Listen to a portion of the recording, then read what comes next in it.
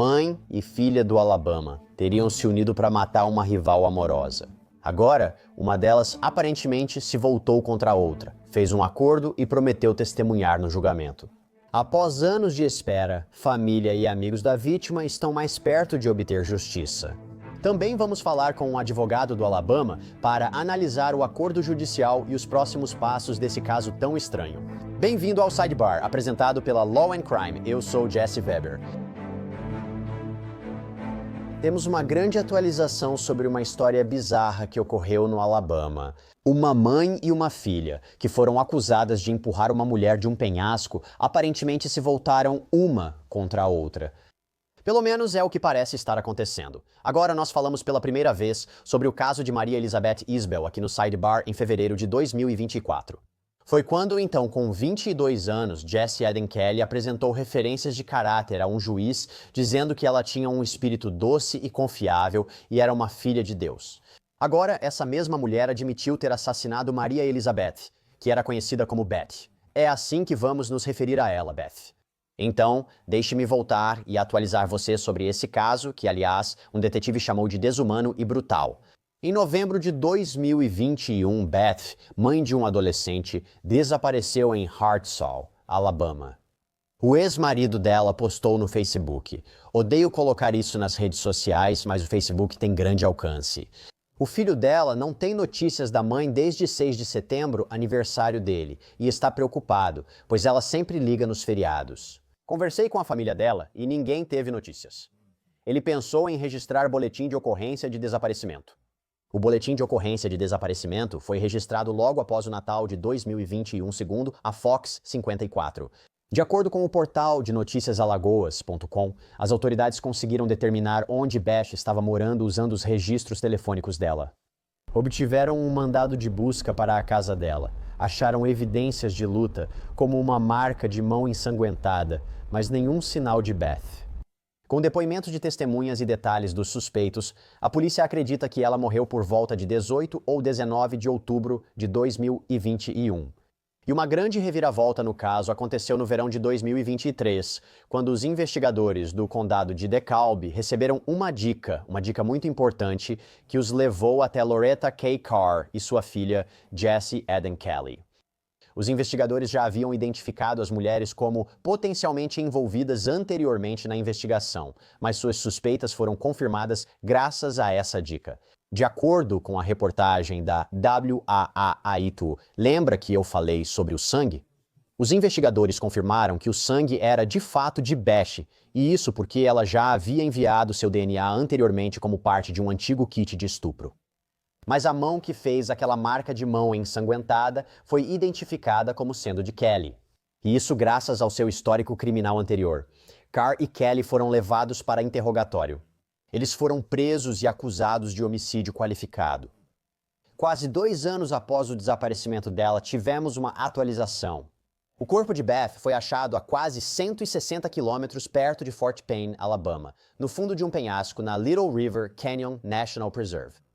Segundo investigadores de DeKalb, uma das mulheres indicou o local exato da vítima. No começo sabíamos que havia um possível corpo lá, só não sabíamos onde. O Little River Canyon tem cerca de 15 mil acres de parque nacional. Há vários mirantes ao longo da rodovia Alabama 176 e também há vários mirantes no lado do condado de Cherokee, do Little River Canyon. Então, trabalhando com o Correll, conseguimos reduzir para alguns locais diferentes. E isso se mostrou muito preciso, né? Assim como as informações que ela forneceu. Agora, documentos judiciais vistos pela WAFF afirmam que Kelly confessou o crime, indicou às equipes de busca onde estava o corpo da vítima e admitiu ser a autora. Ela teria dito que eles queriam fazer parecer que Beth fez isso consigo mesma, que foi um suicídio. Restos humanos foram achados em 28 de junho. Beth foi identificada oficialmente no dia em que completaria 39 anos. De acordo com documentos judiciais revisados pela WAAIUS, a dupla de mãe e filha apareceu no trailer de Beth em outubro de 2021 e brigou com ela. Carr teria atingido a vítima várias vezes na cabeça com uma pistola. A dupla teria levado Beth à casa de Carr, forçado ela a tomar banho para remover o sangue e depois a levado para Little River Canyon.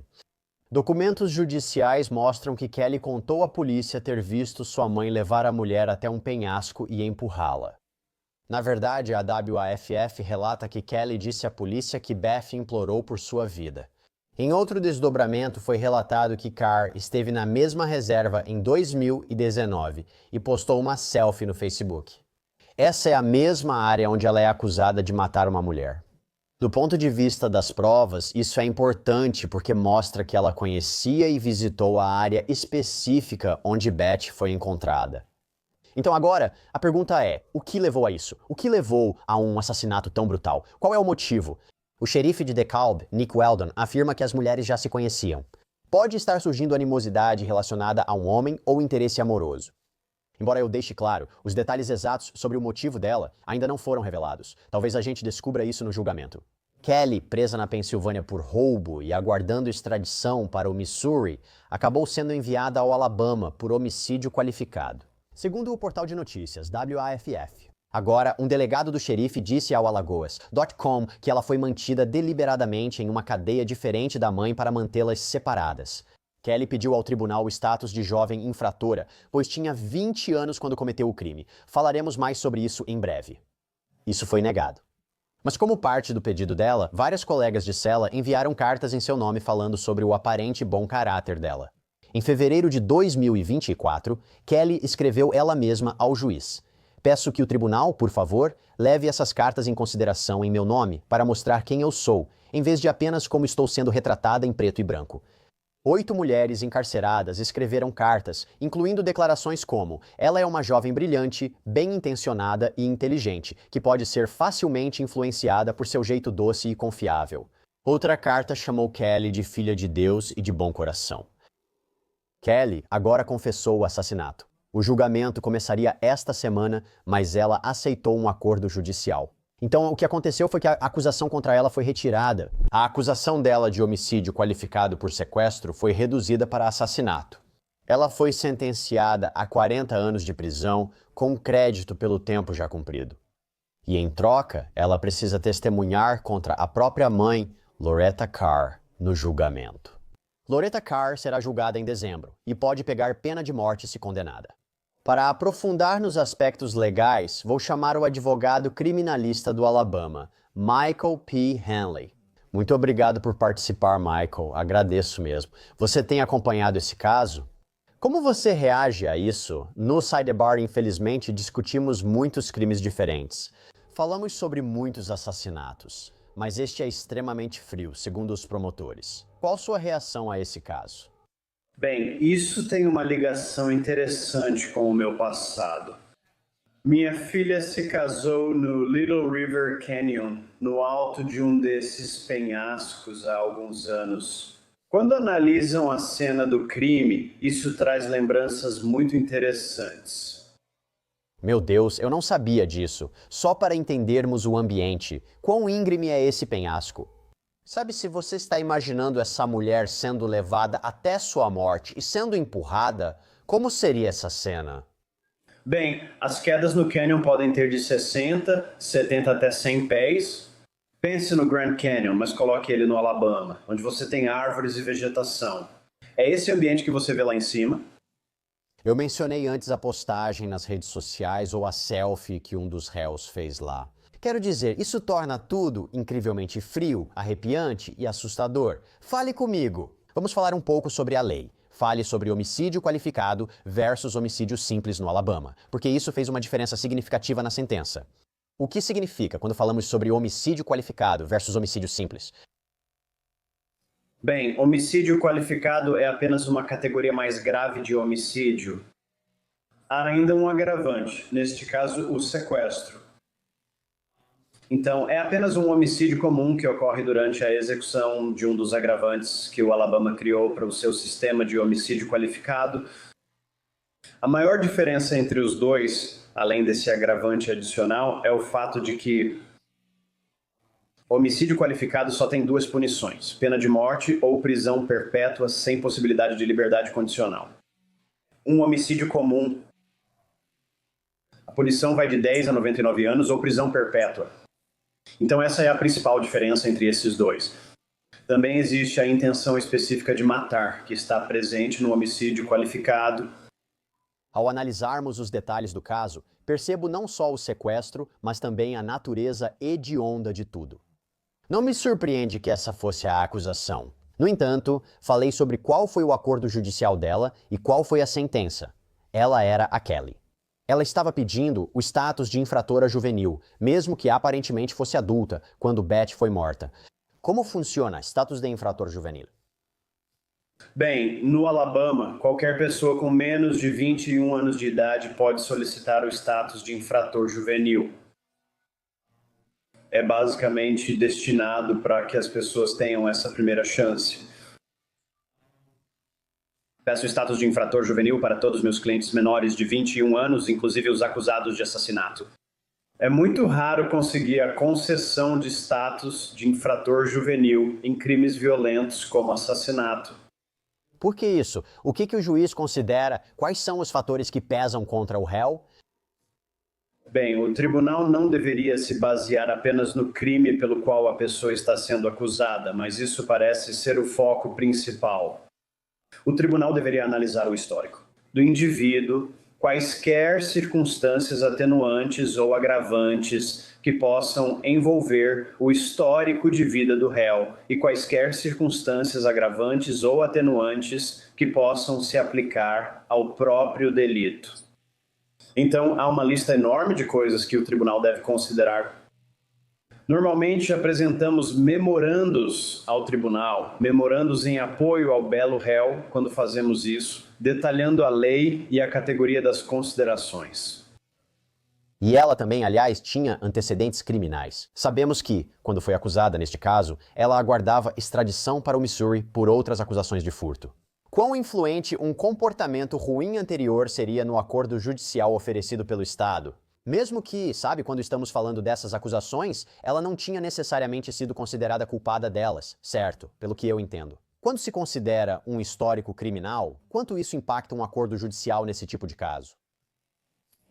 Se você analisar os documentos do acordo judicial, verá que ela não tem condenações anteriores por crimes graves. O escritório do promotor público considerou isso. O fato de que ela tinha acusações pendentes em outro lugar, você realmente teria que analisar quando essas acusações surgiram em relação a este crime de homicídio qualificado. Se elas ocorreram após a conduta do homicídio qualificado, normalmente não são consideradas pelo escritório do promotor ou pelo juiz na fase de sentença. O que achou desse acordo? Digo, 40 anos de prisão é muito tempo. Ela terá crédito pelo tempo cumprido, mas 40 anos de prisão é diferente de perpétua ou pena de morte. Você também achou interessante a sentença, não foi? Sim, achei. Há algumas especulações de que ela iria cooperar contra a mãe dela e que iria testemunhar e fornecer algumas informações valiosas para o promotor em troca desse acordo judicial. Achei interessante que ela se declarou culpada de uma acusação alterada de homicídio, em vez de homicídio qualificado na acusação inicial. Ela também enfrenta uma acusação direta de homicídio. Eles podiam retirar a primeira acusação e deixá-la se declarar culpada na segunda, mas não fizeram. Outra coisa que achei interessante foi o fato de que ela foi sentenciada imediatamente após se declarar culpada há 40 anos. Então, qualquer acordo que ela possa ter feito com o escritório do promotor para comparecer no futuro a um julgamento, na tentativa de reduzir sua sentença, realmente não faz mais sentido neste momento. Podemos aprofundar o que ocorre se ela não for sincera no tribunal. Os promotores afirmam que ela voltou atrás no que prometeu dizer, não está sendo sincera e talvez esteja se recusando a cooperar. Que tipo de influência eles têm sobre ela agora? Eu realmente não tenho certeza se eles têm algum tipo de influência. Esse acordo e sentenças são legais. Existem prazos que vão expirar aqui em relação à capacidade do tribunal de manter jurisdição sobre este réu. Então, em 1 ano, se a mãe for a julgamento e Kelly disser, não, eu não vou fazer isso, ou se ela subir lá e disser outra coisa, eu não acho que o Estado terá muito poder para influenciar a sentença dela nesse momento. Mas isso pode realmente funcionar a favor do Estado de outra maneira, certo? Se ela subir ao banco das testemunhas e começar a depor, dando a eles o que precisam, pode ser difícil para um advogado de defesa dizer: "Ei, você está dizendo o que for preciso para conseguir um acordo favorável." Ela diria: "Já fui sentenciada, está feito." Poderia mentir, mas não estou. Estou falando a verdade para todos. É outro jeito de ver a situação, certo? Com certeza. Passei por isso há 10 anos em um homicídio qualificado, quando um co-réu fez acordo para testemunhar contra meu cliente. No fim, ela fez um acordo e foi sentenciada como Kelly neste caso. Por isso você tem essa espada de dois gumes. Ela não vai receber nenhum benefício se vier a público e continuar cooperando. Mas eu também não posso interrogá-la sobre a capacidade dela de conseguir uma redução de pena. Sim. É interessante porque uma coisa é um co-réu testemunhar em um caso de assassinato, mas outra é a filha testemunhar contra a própria mãe. Agora você tem essa complicação extra sobre a sentença. Já viu isso antes? Acho que nunca vi um filho testemunhar contra um dos pais como co-réu. Já vi eles, sabe, como testemunhas em um caso, vítimas em um caso, mas acho que nunca como co-réus. Quero dizer, essa é uma dinâmica interessante, para dizer o mínimo. É interessante. E eu nunca experimentei isso nos meus mais de 30 anos de trabalho na defesa criminal. Já tive maridos e esposas acusados de homicídio qualificado como co-réus, mas nunca tive um filho como co-conspirador em um caso. Como você acha que esse depoimento vai ser? O que ela precisa dizer? Bem, ela vai precisar dizer a verdade. E essa verdade seria tudo o que ela fez para ajudar sua mãe a cometer esses crimes hediondos. E eu acho que a motivação seria fundamental. Acho que o modo de ir até a cena do crime, certo? Porque a ideia era, certo, empurrá-la do penhasco. Essa é a acusação, é para dar outra impressão. Acho que precisam desse elo, certo? Eles precisam. Eles vão ter que estabelecer uma conexão entre voltar para casa, limpar, tomar banho e depois ir dali para a cena do crime. Então, eles vão precisar que ela consiga testemunhar sobre qual era o plano e como ele se desenrolou. Ela precisa testemunhar de uma forma que mostre que estava com medo, que estava relutante para parecer mais convincente. 40 anos na prisão é muito tempo, mas o crime foi brutal. Fico pensando se é o bastante. Como ela precisa se apresentar ao júri em um caso como esse para conseguir a condenação contra a mãe dela? Bem, tendo feito isso por 30 anos, eu estou confiante de que a senhorita Summerford, vai preparar sua testemunha para depor de uma forma que ela seja credível para o júri. Eu entendo que pode haver algumas deficiências intelectuais envolvidas com essa testemunha, e você terá que ter cuidado em como apresentá-la por causa dessas questões. Mas eu acho que você só quer ser uma testemunha simpática. E, claro, o advogado de defesa tentará pressioná-la ao máximo. Mas, novamente, a defesa vai ter que ser sensível a qualquer deficiência intelectual que possa existir para evitar parecer que estão importunando ou pressionando a testemunha desnecessariamente. Esse caso estava, eu nem sei se a palavra é fria, mas ele foi solucionado depois de vários anos sem respostas. Foi solucionado graças a uma denúncia confiável. Qual a importância de quem possui informações procurar a polícia, independente da idade do crime? Quais são as características de um crime? Parece que talvez não estivéssemos aqui se não fosse por essa dica. As autoridades estão sempre buscando informações. E um bom investigador, um bom detetive, está sempre procurando a pista que vai ajudá-lo a desvendar um caso e fornecer provas confiáveis. Parece que foi isso que ocorreu aqui. Por isso, é importante que as pessoas que sabem algo sobre um crime estejam disponíveis e informem isso à polícia. Se você tivesse que defender Carr, qual seria a estratégia? Seria atacar as provas da acusação? Seria colocar a culpa na filha dela? Quero dizer, isso também se torna uma questão de como você vai interrogar a filha e qual seria o objetivo. Bem, acho que a maior dúvida neste momento, sem ter acesso à documentação do caso, seria: sabemos que há uma marca de mão ensanguentada que pertence a Kelly. Existe alguma evidência direta que ligue a mãe à cena do crime ou a qualquer parte do planejamento e preparação para isso? Então, se eu estivesse representando a senhorita Carr, é nisso que eu teria que focar. Quais são as evidências ou ligações diretas que a conectam a isso? E como podemos desviar parte disso do nosso cliente?